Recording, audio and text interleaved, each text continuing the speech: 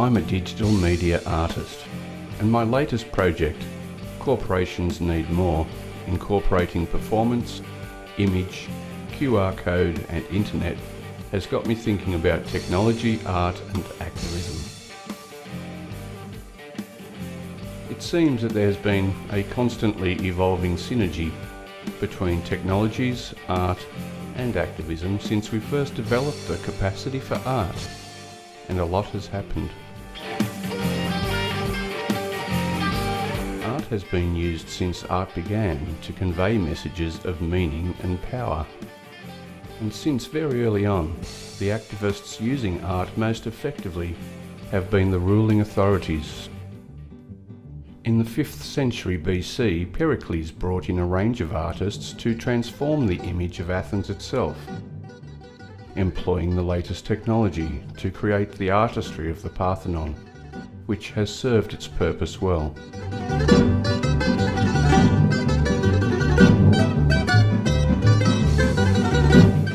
But since then, technologically, not much happened for quite some time.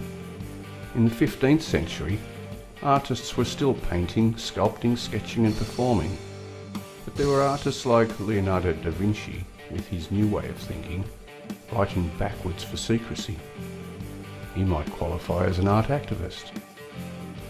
But with limited technology, everything was pretty local in terms of getting the word out until Johannes Gutenberg invented the printing press in the 16th century.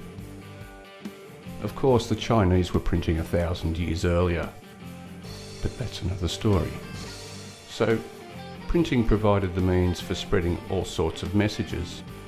Trouble was, freedom of speech was a bit of an issue. It was unheard of. Then we hit industrialisation in the 18th century, coupled with printing to give rise to the power of the press and the rise of the newspaper baron, spreading images and words far and wide.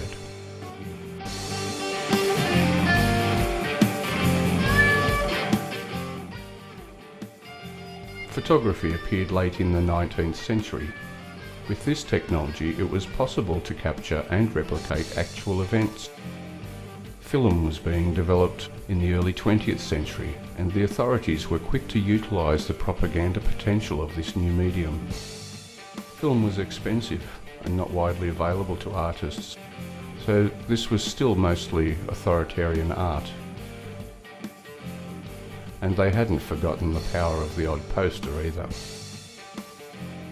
Some independent artists, like Vertov, were exploring more radical thinking with the new film technology. By the 1930s, radio was in its heyday. Radio was revolutionary because it was broadcast into households and could be quite real. Ladies and gentlemen, we interrupt our program of dance music to bring you a special bulletin from the Intercontinental Radio News. At 20 minutes before 8 Central Time, Professor Farrell of the Mount Jennings Observatory, Chicago, Illinois, reports observing several explosions of incandescent gas occurring at regular intervals on the planet Mars. The spectroscope indicates the gas to be hydrogen and moving toward the Earth with enormous velocity. TV came along in the 1920s and was established by the 1950s. Corporations were already taking advantage of visual art and radio and were quick to seize the opportunity to actively promote their products with the new technology. Because they're so bright in each magic scouring pad. Because they're so bright in each magic scouring pad.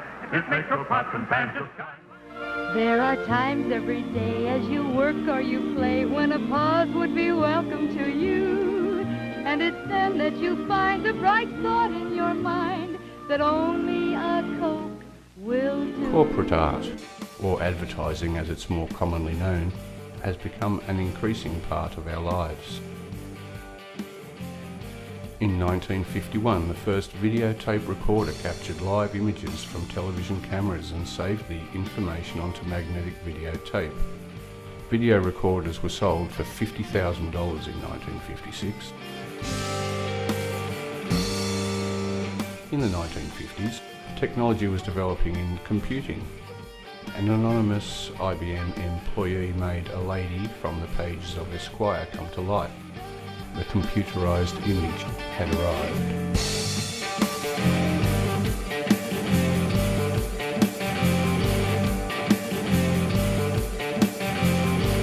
By the 1960s, there arose a period of protest, including movements such as the anti-Vietnam War campaign. It's a bed-in, folks. We thought about this for months. This is the best possible, most functional and effective way of promoting and protesting against violence that our minds combine. And it's 1, 2, 3. What are we fighting for? Don't ask me, I don't give a damn. The next stop is Vietnam. Civil rights movement, women's liberation, the student movement, and the counterculture. This broadcasting of images into households provided activist artists with the best means of distributing their message to date, but it was still very much controlled by the authorities, and images took on popular usage. In 1971, Sony began selling video cassette recorders, decks and tapes to the public, putting the latest technology into the hands of more people, and artists such as Nam June Paik thought of new ways to engage with it.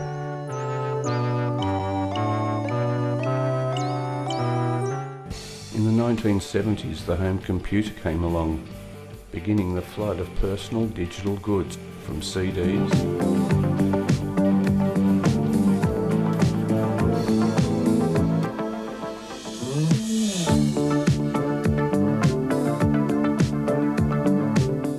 and DVDs in the 80s. This is DVD. And this is what happens when you watch DVD. To the internet in the 90s. If you own a computer, here's how to get the most out of it without buying lots of expensive software. Get ready to write down a phone number and watch this. CompuServe combines the power of your computer with the convenience of your telephone to bring you hundreds of online services, like a complete set of encyclopedias. Mobile devices and social media in the new millennium.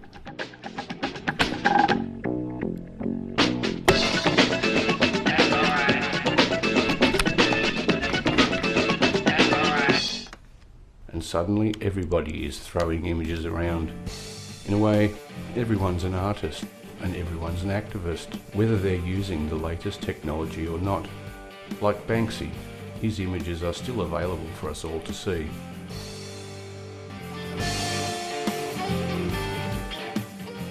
So the corporations are making more noise than ever. Lobby groups, power brokers, governments and artists, such as Steve Lambert, can all have a say. Right?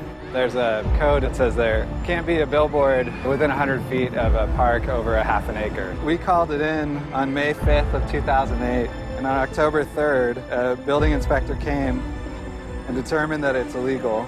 This company is basically breaking the law every month and getting away with it.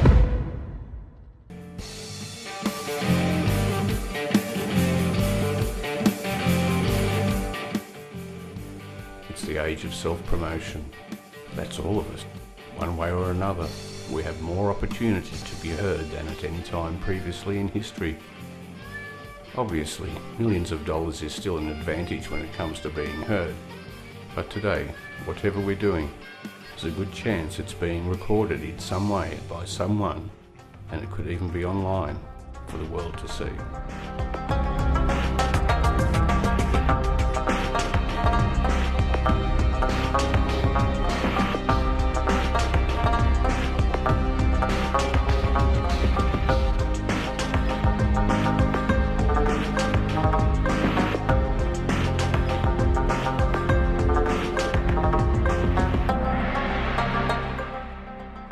Or if you're like me, you'll record it yourself to make sure.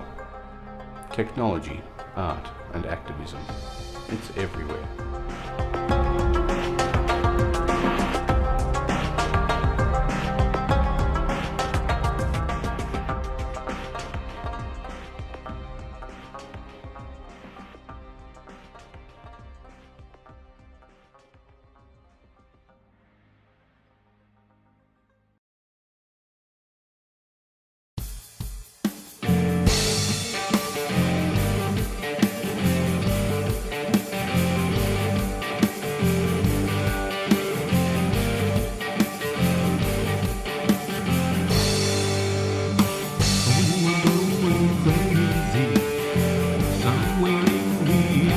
too.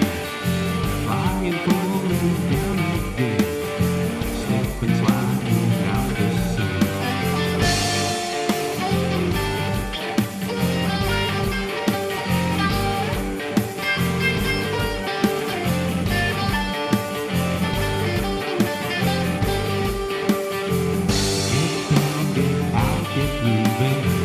Get past my programmed ways, see places